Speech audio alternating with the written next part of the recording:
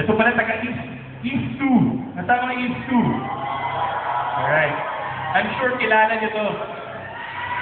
And this brother that I will be calling next front is young in YFC.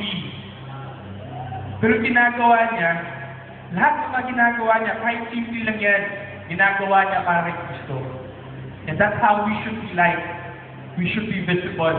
That people will see us, that the Lord is working in our lives. I'd like to call on our first sharer, Jansen of East 2.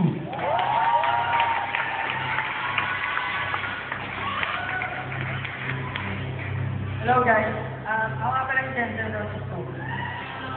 Bago ako mag-share, gusto ko nang mag-thank you kay Marcel. Kasi kung hindi dahil sa kanya, hindi ako makatulog dito. Kasi talaga ako kinakabahan. Thank you Marcel, I love you. Okay, bago ako mag-share, mag-share na ako. Sabihin ko sa inyo nung translate ko, bago ako mag-share to. Ako, bilang isang parang wala laging ginagawa, parang walang kanya tao. Yun. Ganun ako. Pag umuwi ng bahay, yung hindi mo makikita ng may ginagawa, kung hindi mo manood ng TV, mag-computer, wala ko, ganun lang. Tapos, one time na yung mga pinsan ko, sabi, sumayaw sila sa amin. Sabi ko, ba't yan galing nila? Bakit kaya ako hindi? Ako kaya, ano yung talent ko? Tapos, nung araw na rin yun, sabi ko, nag-pray ako kay God. God, ano ba talagang talent ko? Bakit po ganito ako?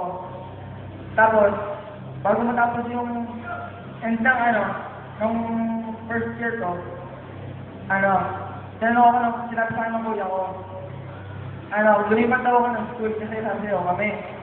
Sabi ko, hindi naman ako marunong sumayaw. Tapos, nung summer, natuto ako sumayaw. Kaya yun, lumipat ako. Tapos, noon, wala akong gusto gawin kaya dito. Meron na sumayaw para sa walang dahilan. Tapos hanggang minsan, naisip ko, ba't nga ba ako nasayaw? Tapos yun, naalala ko, di ba humingi ako nagtanong ako kay God kung ang talent ko.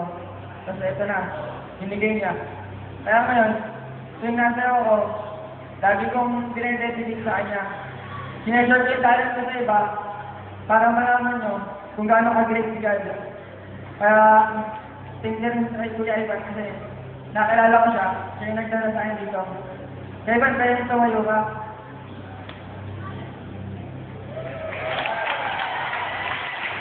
Yun lang. Kaya kayo, gamitin niyo talent na para pag-resolve kay God.